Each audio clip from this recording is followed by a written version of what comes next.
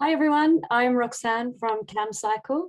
If you haven't heard of us before, we are Cambridge Cycling Campaign, and we are a local charity with 1,630 something members at the moment. And we work for more, better and safer cycling for all ages and abilities in and around Cambridge.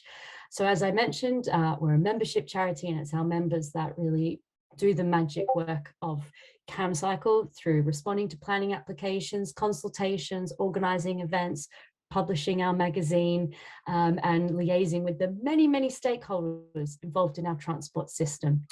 I've been working for CamCycle for 7 years now, and I believe cycling is a great way to get around for all of our everyday journeys and perhaps our slightly less everyday journeys, but just showing you my credentials here. But like I said, cycling is for our everyday journeys, and the more cycling we have, the better our region. And cycling benefits everyone, even if they don't ride a bike. We like to see a region of happy, healthy people. As I said, local businesses thrive, our education establishments can thrive, and where anybody who wants to could ride a bike. And we have great rates of cycling for the greater Cambridge region. So beyond the city, we've got 48% of people cycling once a week, and 82% of people would support more cycling infrastructure like cycle tracks. But there are still 15% of people at least who would like to cycle, but don't feel safe to do so. So that's what our campaign Zero Carbon Streets is all about. It's about helping local people identify the changes that they need in their communities to make their streets safe for active and sustainable travel. So what is it that makes a zero carbon street, or that gives us good cycling infrastructure? Well, firstly, it's complete cycling networks.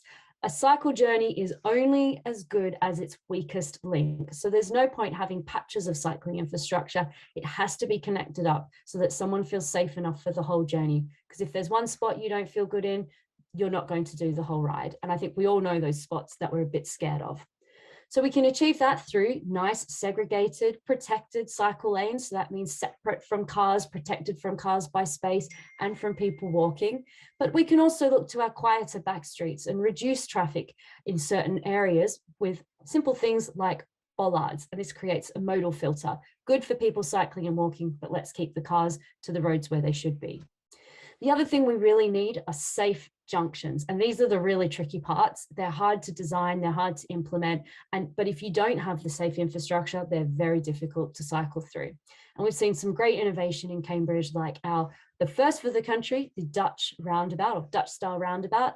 What we also have on Histon Road is the Cyclops Junction, which has this separate space and phasing for people to walk and cycle around the junction. So we're doing this protected, separated infrastructure, either by space and or time, so you can get safely through a junction. And that's what CamCycle is campaigning for.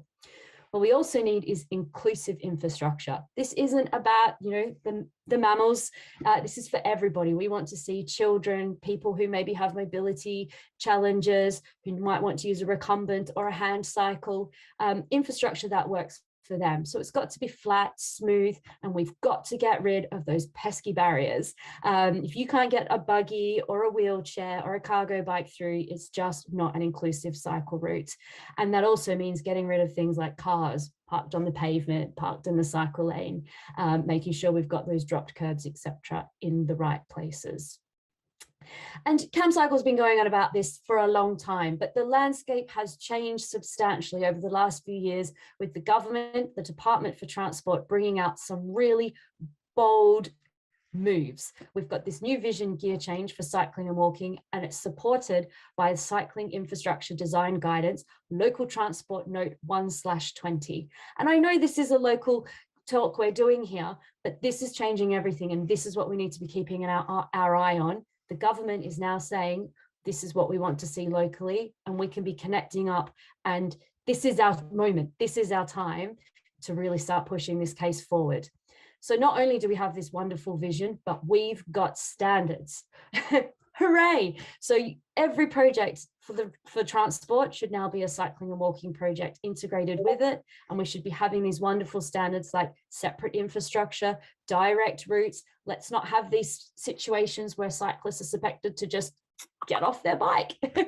You can't do that if you maybe only have one leg, for example. And what we're also seeing is a really shift in how we think about how people should interact on the road. So for those people with greater responsibility, larger, more dangerous cars, that's now acknowledged. And for those more likely to be injured, we're saying they need more priority. But what's CamCycle doing about keeping people safe and cycling in a responsible way? Well, we've got our leaflets like Welcome to Cycling in Cambridge, which we try to get out to all the students when they arrive in Cambridge in September. And we've got some video and social media content that goes with that. We also have a big campaign at the moment called Love Your Bike or Save Our Cycles, which is trying to tackle the issue of cycle theft. So we've got some videos and leaflets about that, how to keep your bike safe or what to do if unfortunately it does get stolen. And our campaigning on this issue has had a great effect over recent months with a big reduction in rates of cycle theft. Our other famous campaign, of course, is the Chisholm Trail and the Abbey Chesterton Bridge, really connecting communities. Lovely picture of it here. And underneath we have a range of cargo bikes lined up from our recent cargo bike promotion project. And we have a wealth of resources online now about how you might be able to use a cargo bike to replace your car or to improve your business or get your kids to school. If you like what we do, I mentioned our Zero Carbon Streets campaign. On the 22nd of April, we have a fundraising campaign launching where donations to CamCycle will be matched through the Green Match Fund. So if this sounds good and you'd like to support us, perhaps a donation in April, or you could become a member of CamCycle, become a supporter, host an event, advertise in our magazine, write some content for us. You could deliver leaflets, write a letter. You know, we send weekly emails with some really great instructions of if you support this infrastructure, go here, do this. So we hope you get on board and join us. Thanks for listening.